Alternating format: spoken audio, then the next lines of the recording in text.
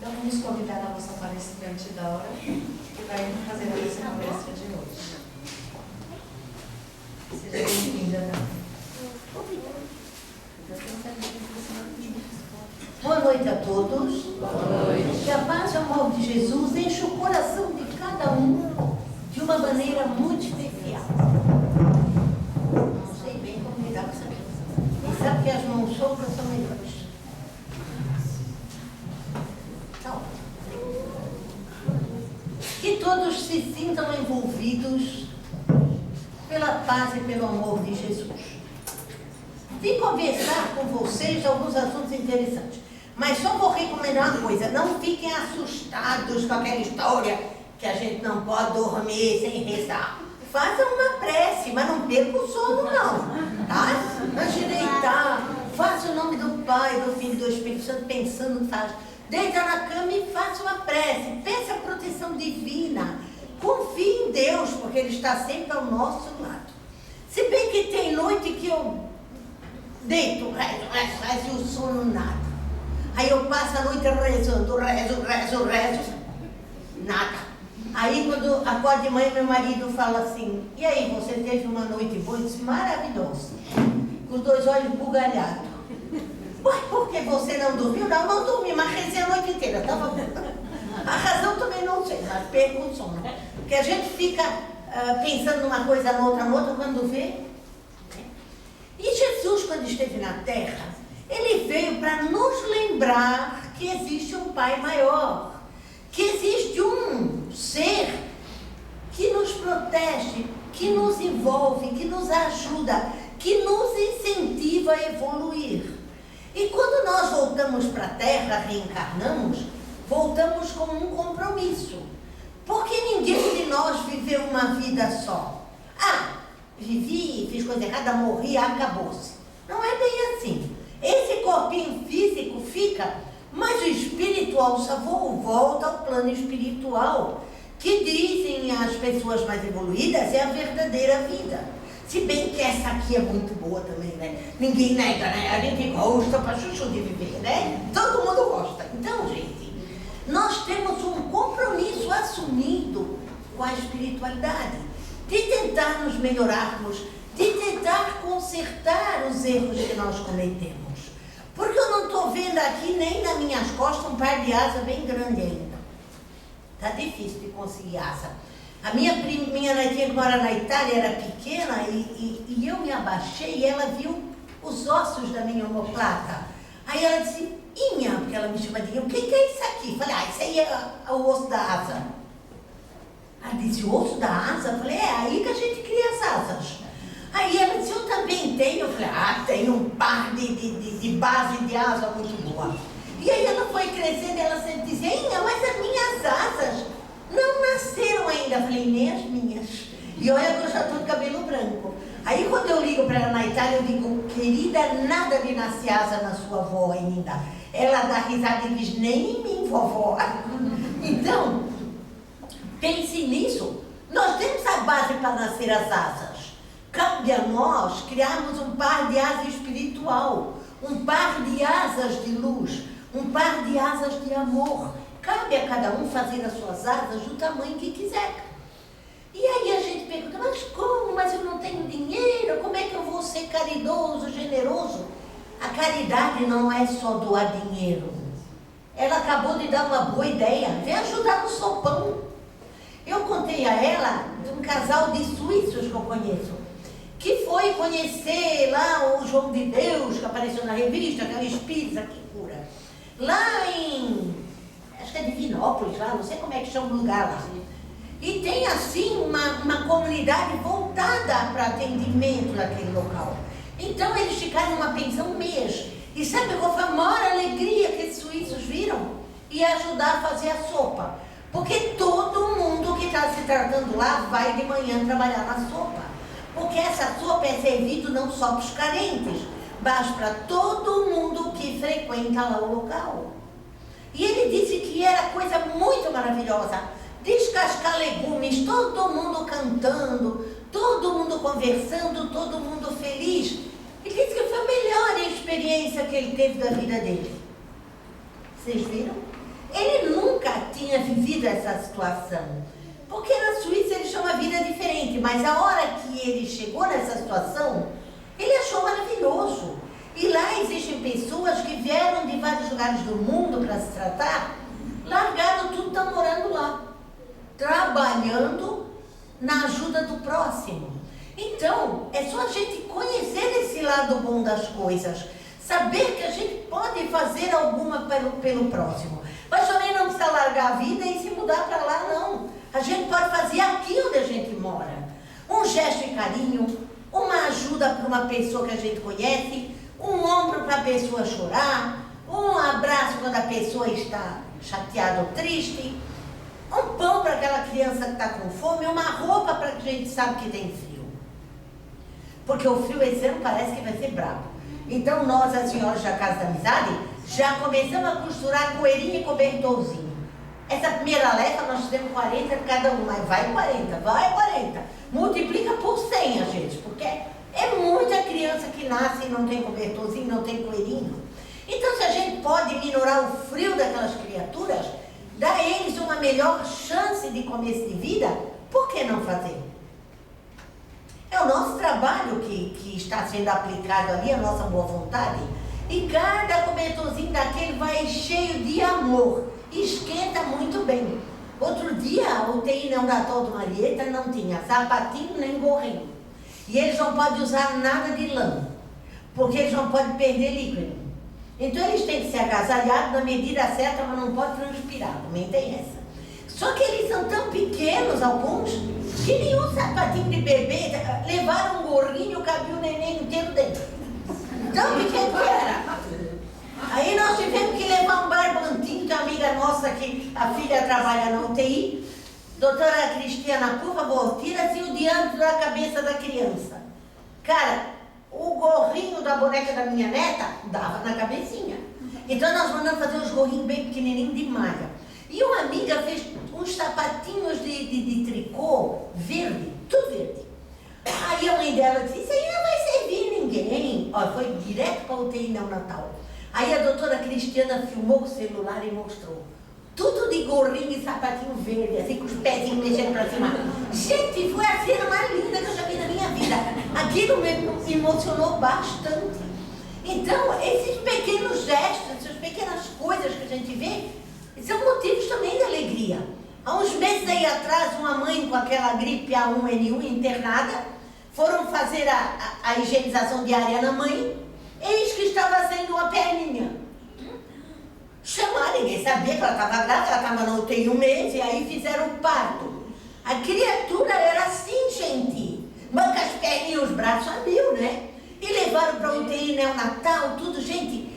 E aí o médico amigo nosso, que é o pai dessa médica, disse assim, ai, Daura, coitada, essa criança já nasceu órfã. Falei, Alcides, você se engana. Esta criança foi chamada de Deus para que essa mãe despertasse. Ah, não, a mãe, o estado é irreversível. Falei, aguarde. 2 dias depois a mãe saiu do coma. 1 mês depois a mãe teve alta. E a filha cresceu que parece que botaram fermento. Tá? Então, gente, não duvido o poder de Deus, não duvido da caridade divina. E o pai dessa criança, a emoção foi tão grande em saber que tinha tido essa criança, que ele morava lá em Itapema. Ele vinha 2 horas antes da visita da UTI, e ele ficava na UTI neonatal com a criança, assim, com as mãos dentro da incubadeira, acariciando aquela criança.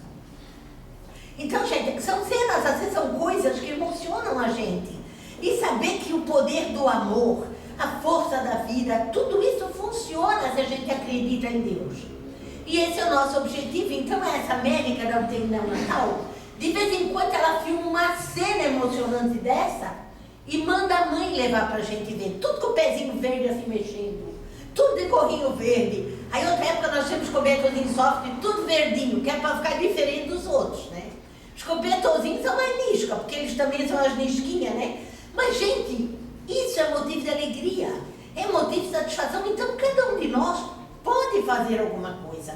Esses tempos eu aí andava desesperada atrás de quem tricotava sapatinho.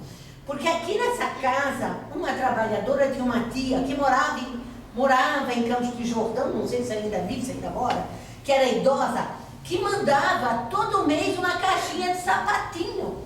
E esses sapatinhos eram doados para as crianças carentes lá da maternidade do Marieta. Então nós andamos aí atrás de quem faz sapatinho. Então já arrumamos, uma faz um pouco aqui, outra faz um pouco ali. Então sempre tem um sapatinho para agasalhar o pé de alguém. E o que Jesus vem nos ensinar? Caridade, solidariedade, tolerância, e que nós possamos conviver com o nosso próximo da melhor maneira possível. Muitas vezes ouvindo e ficando quieto, outras vezes opinando como a gente pode, mas opinando para ajudar. Porque se você chegar para uma pessoa que já está cheia de problema e disser que, não tem jeito, isso não se resolve, aquela pessoa vai morrer. Não, você tem que ser, não, você tem que ter força, você tem que ter persistência. Você tem que acreditar em Deus e em você. Porque não adianta eu acreditar em Deus e ficar deitada chorando e gemendo. Adianta? Não. Eu tenho que me botar de pé e lutar com aquelas ferramentas, com aquelas armas que Deus me deu. Armas no bom sentido. Ele me deu coragem, ele me deu saúde, ele me deu uma cabeça boa para pensar. 2 mãos que já estão ficando velhas, mas ainda trabalham para chuchu. Por que eu vou deixar 2 mãos lá inúteis sem fazer nada? Não. Eu tenho que me ocupar, eu tenho que fazer alguma coisa. Eu vejo televisão o dia inteiro. Vai entrar em depressão. Vai. Porque não vê objetivo na vida. Tínhamos no centro lá em São Paulo, uma senhora assim, bonita, elegante, riquíssima, tinha tudo, numa depressão profunda, já há uns 10 anos. E é remédio. Aí uma amiga disse assim, olha, vamos lá ajudar a gente a participar de um jantar beneficente, que nós fazemos os jantares para 600, 700 pessoas. Nós cozinhamos, servimos, lavamos a louça e tudo. Aí ela disse, vou. Foi lá, chegou lá, ela toda cheia de anel, toda cheia de coisa, toda bonita. Tem alguma coisa para mim fazer? Eu disse, tem. Tira esse monte de coisa, bota tudo na bolsa, vem aqui, botei ela na pia, lava a louça. Essa mulher lavou tanta louça, e conversa daqui, ri dali, ri lá. No final ela estava rindo, conversando com todo mundo. Leva louça a noite inteira. Aí quando saiu, chegou a mãe e disse, nossa, que noite feliz que eu passei, que bom. Começou a fazer um trabalho voluntário lá na creche. Acabou a depressão. O que ela tinha era tempo demais de sobra. Diz que cabeça desocupada é a oficina do capeta, dizia uma tia minha. E aí ficava só pensando bobagem, botando caraminhola na cabeça. Então vamos ocupar as mãos, o coração e a nossa cabeça. Se Deus nos deu uma cabeça pensante, é porque essa cabeça é útil. Não está só em cima do pescoço para segurar os cabelos, né? Se bem que a minha não tem muita dificuldade para segurar cabelo, é pouca telha que eu tenho. Tem pouca telha, mas tá bom. Então eu tenho que usar ela para pensar. Então nós somos seres humanos atuantes, pensantes e temos sentimentos. Por que não botar esse sentimento bom para fora? Por que não deixar que o próximo perceba que eu tenho um coração generoso ou um coração que compreende, que entende, que possa ajudá-lo? Deixe que os outros vejam o seu lado bom, não o frágil, porque não é fragilidade sentimento. Tem gente que acha que demonstrar sentimento é prova de fragilidade. Não, é prova de coragem. Porque você tem coragem de mostrar o que você realmente tem aqui dentro. E é isso o objetivo da nossa vida. Fazer o melhor que nós consigamos, evoluir, crescer e aprender com os exemplos do dia a dia. Aí tem gente que vive reclamando, porque minha casa não é como eu queria. Aí devia levar ela para uma visitinha para ajudar uma família que mora num barraquinho quase despencando na beira do rio. Tá? Leva ela lá para ela ver o que é carência, o que é necessidade, porque quando ela voltar, ela vai agradecer a Deus tudo aquilo que ela tem. Eu era muito pequena e uma parente me convidou para ir com ela, para não ir sozinha, num lugar bem no interior. Eu nem me lembro onde era, porque eu era muito pequena, acho que tinha uns 7, 8 anos. E quando eu cheguei lá, eu me deparei com uma casinha de pau a pique. O chão era de barro batido, que eles batem aquele barro tanto que parece que o chão está cimentado, né?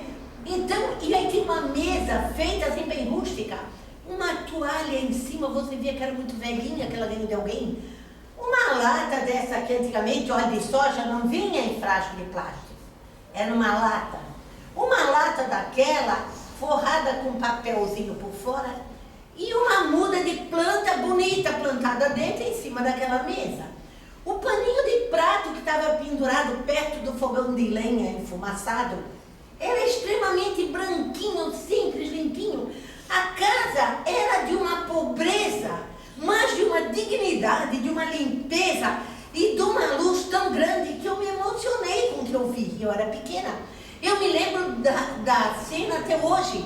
Era tudo tão simples, tão pobre, mas exalava dignidade, luz. E a família era muito feliz.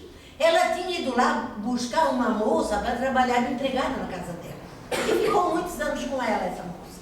Então, gente, não é porque era pobrezinho que tinha que estar sujo. Não era pobrezinho que tinha que estar tudo relaxado, jogado de qualquer jeito. Aquele pessoal dava valor àquilo que eles tinham de pouco. E eram felizes com aquilo. Porque plantavam, colhiam, se alimentavam direito, porque eles plantavam e se alimentavam daquilo que plantavam. Criavam galinha, tinham uma vaquinha que fornecia leite. Então, eles eram felizes com aquele pouco que eles tinham. Mas eram muito felizes. E tem gente que a gente vê muito rico, muito cheio de sofisticação, que nunca são felizes. Porque nunca tem paz no coração. E não param para valorizar tudo aquilo que eles receberam. E não se lembram de dividir um pouquinho que seja com o semelhante. Nós recebemos muitas vezes roupas para doação. Eu acho que a senhora Nelly já passou por essa situação. Tem pessoas que se apachorram de cortar todos os botões da roupa que vai doar. Agora me diga uma coisa, porque é pobre tem que amarrar com cipó? Tá?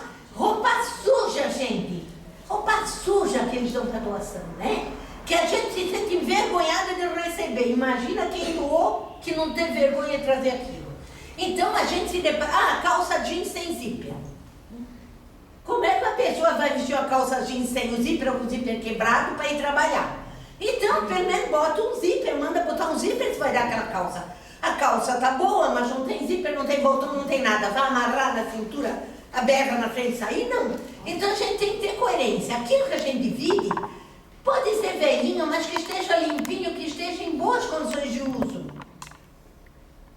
Porque só dar aquilo da que a gente não quer considerar lixo, isso não é generosidade. A generosidade é você dar aquela roupa que a pessoa pode usar. Pode estar simplesinho, pode estar velhinho, mas está com os botões, o zíper está funcionando, a roupa está limpinha. Eu tenho uma amiga que tem um extremo capricho de lavar as roupas que vai doar, passar conforto, passar bem passadinho, dobrar bem bonitinho, acondicionar bem direitinho para doar. Quando a gente abre aquelas embalagens, a gente fica feliz porque sabe que ela está respeitando aquela pessoa para quem ela deu aquilo. Então tem várias maneiras da gente botar as lições de Jesus em prática.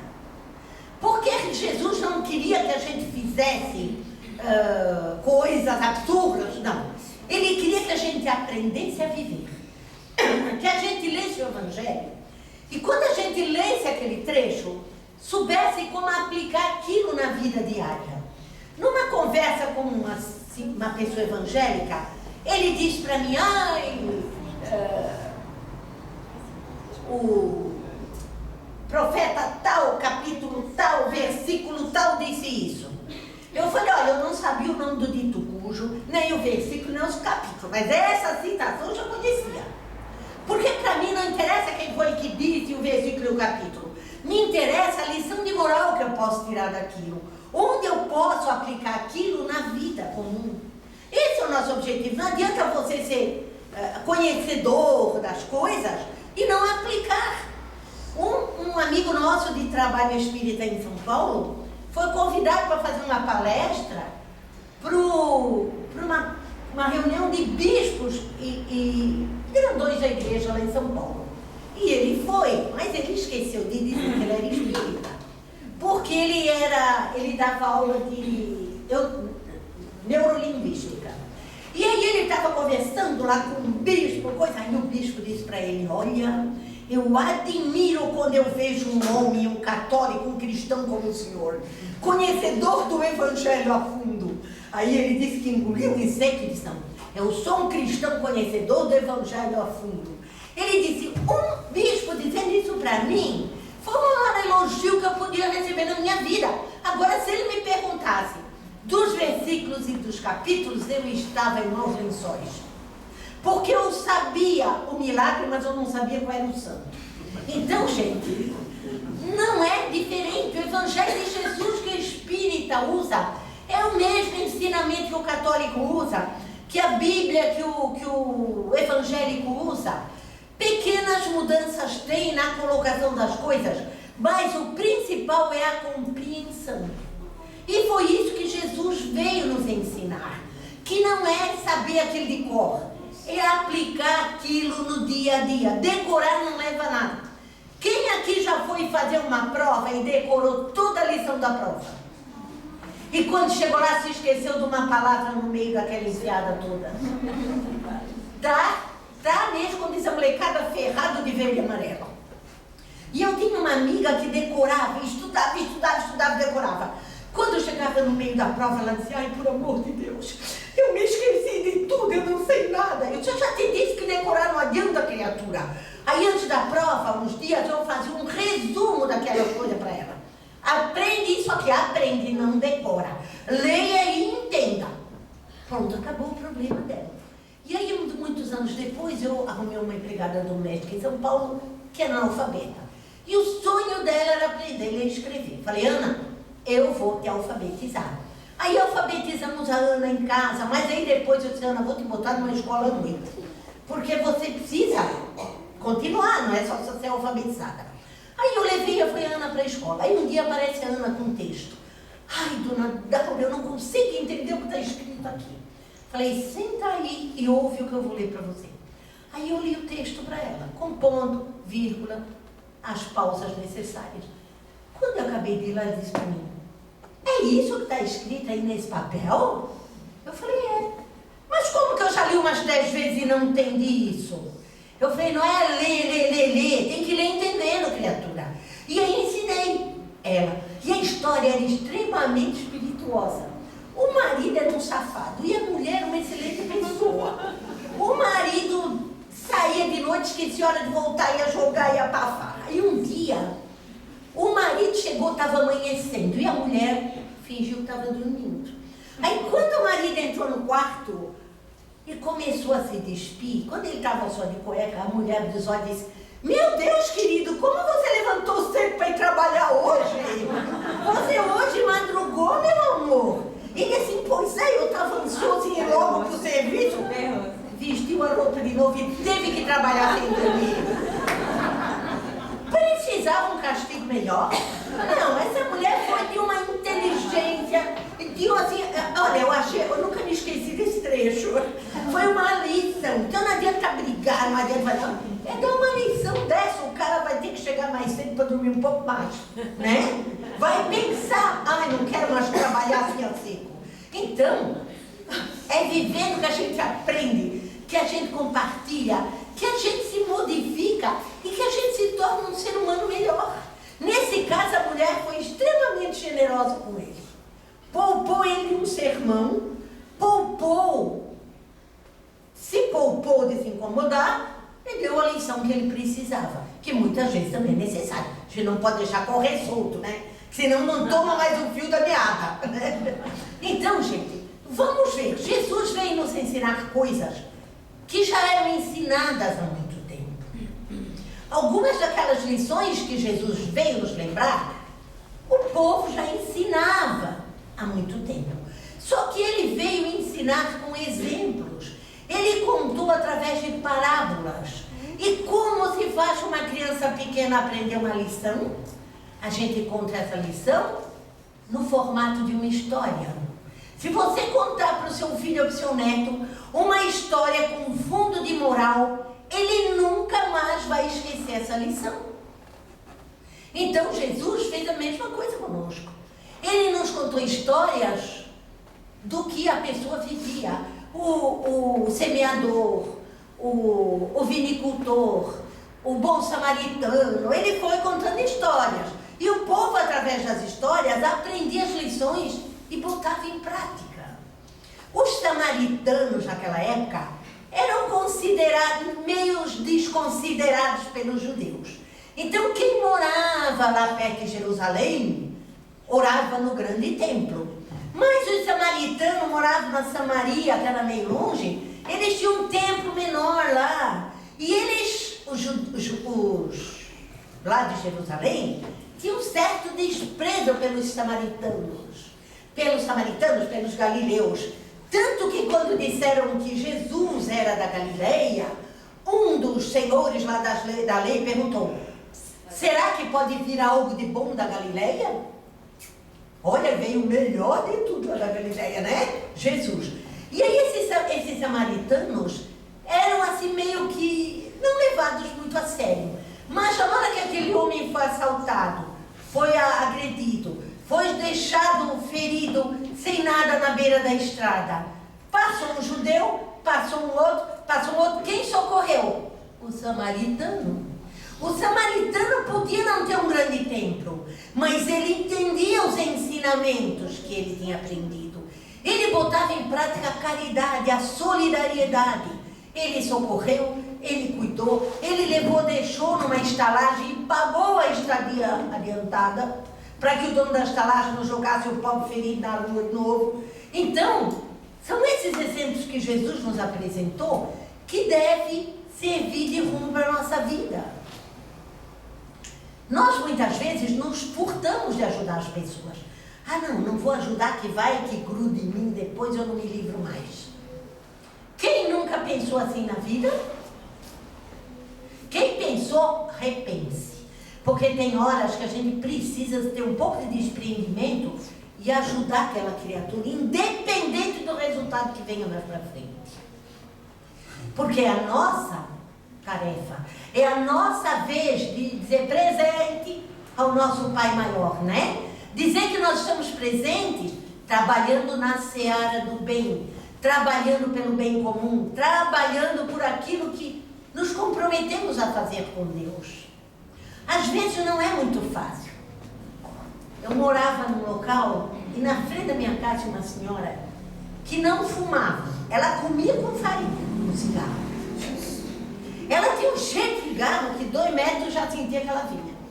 E ela era assim até meio arroxeada, não sei se falta de oxigenação dos pulmões, não sei o que é.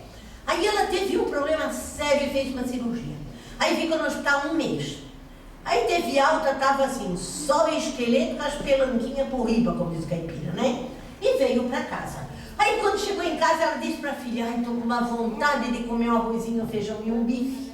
Aí a filha, bem inteligente, alguém internado um mês, no soro, foi lá, fez uma feijoada, um arroz que grudava na colher, tinha que tirar com o pé, e um bife que era uma sola de sapato. E trouxe e deu para a paciente. A mulher comeu umas 4 ou 5 colheradas, o estômago pulava assim dentro, dava para ver. Aí dava para ver o estômago pulando, gente. Chama o médico, leva e interna de novo. Aí ela diz: ah, por amor de Deus, se me internar de novo eu vou morrer. Chama a Daura. Lá vem a Daura. O que foi? Aí aconteceu isso. Eu falei: gente, vocês não sabem tratar de um doente? Vocês não sabem que tinha que ser liquidinho, começar. Se ela queria um arrozinho com feijão, tinha que ser um caldinho de feijão coadinho sem a casca. Tinha que ser um arrozinho bem cozidinho, bem esmagadinho, dado um pouquinho de colher. E bife, nem pensar, podia ser uma galinha moída, muito cozida para ficar bem molinha. Uma coisa comida de doente, podia ter sabor, mas tinha que ser uma coisa que o estômago dela se acostumasse. Aí, vamos levar ela para o hospital de novo. Ela dizia: por amor de Deus, não deixa me internar que eu não volto mais. E o que eu ia fazer? Eu falei: bom, se a senhora se comprometer a fazer aquilo que eu mandar, eu cuido da senhora, mas a senhora vai ter que obedecer. Cigarro a senhora não pode passar nem perto. Eu prometo, eu juro. Eu falei: então tá bom. Aí comecei. Café da manhã, lanche, almoço, lanche, janta, todo dia. E ela, olha, uma semana depois estava sentada lá na rua conversando. Já teve energia para pegar a cadeirinha e ir lá na rua conversar com as pessoas, toda bonitinha, toda armadinha. Ficou boa. Nunca mais olhou para mim.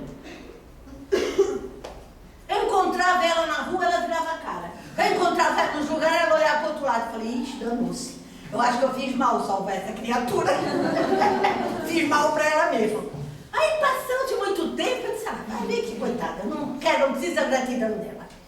Aí, passado de muito tempo, uma vez nos encontramos no açougue, ela entrou e disse assim para a açougueira, que era a mulher, meu Deus, eu amo essa mulher de paixão.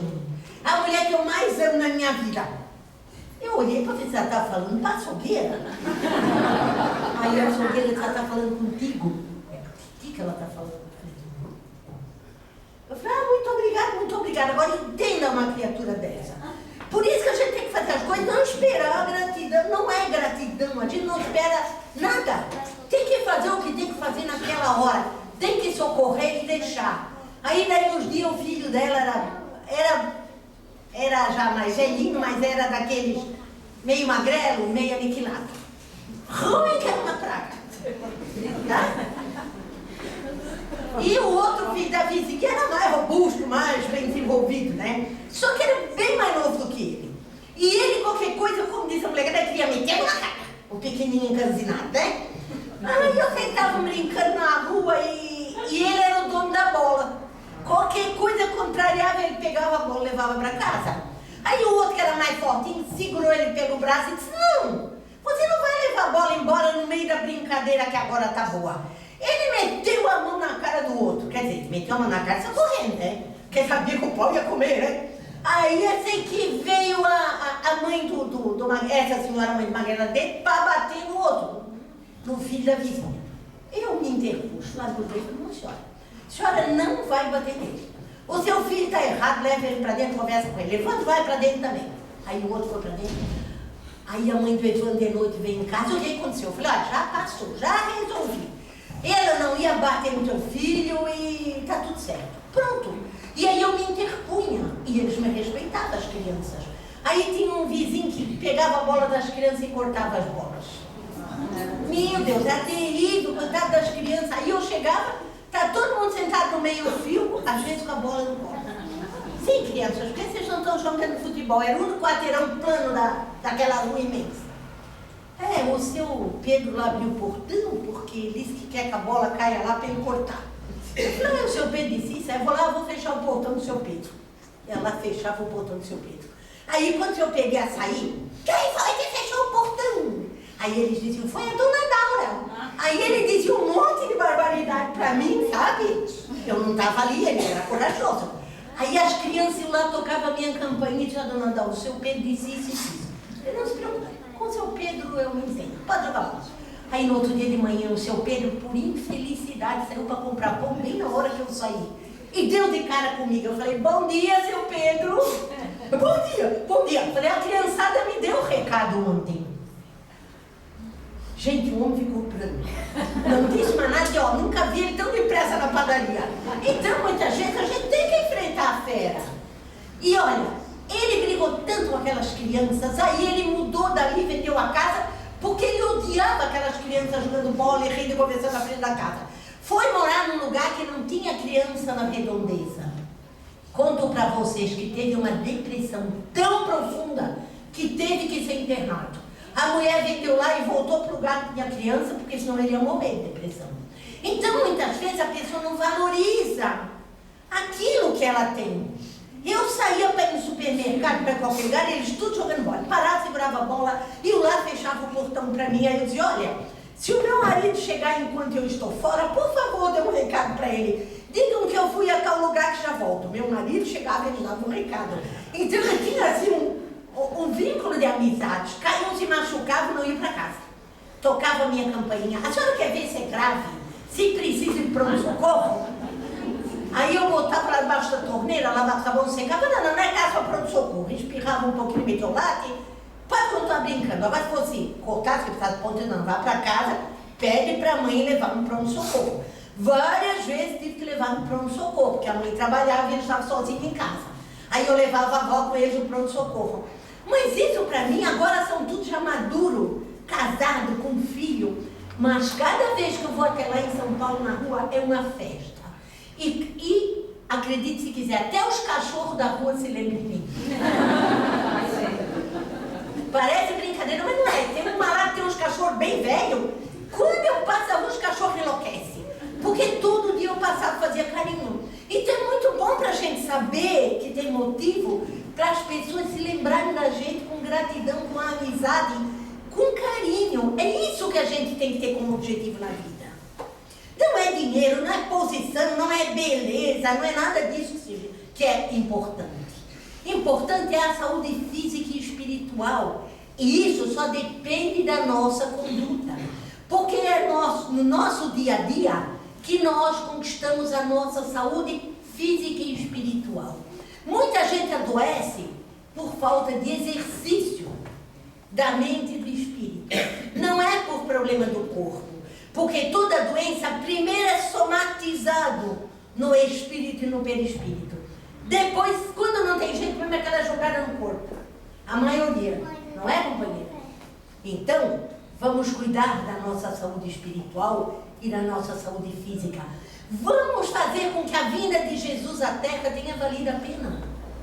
Porque, olha, ele foi pregado numa cruz para que nós pudéssemos aprender alguma coisa. Um sacrifício supremo. Mesmo que dissesse para mim, ele não era o Filho de Deus, ele não era isso ou aquilo, eu não ia acreditar, porque ninguém, assim, normal igual a gente no dia a dia, se propôs ficar lá pregado na cruz, com prego na mão, prego no pé, com os outros espetando, em benefício do outro. Porque não teve benefício nenhum, porque ele já é um espírito extremamente depurado e de luz. Ele veio para nos ensinar que muitas vezes a gente tem que dar valor ao sacrifício dos outros e principalmente ao sacrifício dele, que o que ele fez questão de nos ensinar é importante na nossa vida, nos faz seres melhores, e Deus acredita que cada um de nós tem um objetivo e que vai cumprir esse objetivo, porque se ele nos deixou voltar e tentar, é porque ele acreditava em nós. E quem somos nós para não acreditar na nossa capacidade? Então vamos confiar em nós mesmos, primeiro em Deus, e vamos orar à noite antes de dormir. E como a nossa companheira Nelly falou, o Evangelho no lar é o primeiro feixe na porta da nossa casa. Quando nós fazemos o Evangelho, nós envolvemos a nossa casa numa cúpula de proteção. E aí, nesse momento, as entidades que estão querendo fazer mal ou só querendo desequilibrar o ambiente já ficam barradas fora da nossa casa. A mesma coisa é com o nosso corpo físico. O corpo físico é a casa do nosso espírito. Então, se nós fazemos uma prece, nosso corpo físico é envolvido com uma cúpula de proteção. E a turma resbala. Num trabalho espiritual, num atendimento espiritual, uma entidade que estava me enchendo a paciência, não conseguia chegar perto de mim. Mas aí ele ia na direção do vento e ele dizia que ele soprava pó de mico em mim. Eu tinha uma coceira no nariz, na boca, que eu não aguentava. Fiz um monte de exame, o médico disse que eu não tinha nada, e aquela coceira, aquela coisa, chegava a ferir o nariz tanto coçar. Aí, numa coisa, ele disse assim, eu não consigo chegar perto dela. Porque quando eu vou chegando perto dela, ela começa a orar, eu levo um guasco de cair longe. Aí eu vou procurar o vento, aí eu só pó de mico na direção do vento. Falei, bom, se ele só consegue soprar pó de mico, é o de menos. Estou chegando perto. Então você vê que o poder da oração, que ele sentiu uma guascada, que ele ia longe. Então, ao orar, você tira da sua companhia tudo de ruim que tem perto. E por isso Jesus disse, vigiai e orai. E aqueles que ele curava, ele ia dizer, ide e orai. Ide e não peques mais. Porque Jesus sabia o poder da oração para manter aquela criatura que foi curada saudável. Então nós muitas vezes não damos muito valor à oração. Mas em qualquer cantinho, em qualquer lugar, você pode fazer uma prece. Eu aprendi a fazer as preces do meu curso de Doutrina Espírita em São Paulo, dirigindo no trânsito. Porque eu fiz assim, escrevi os resumos, pendurei tudo no quebra-vento.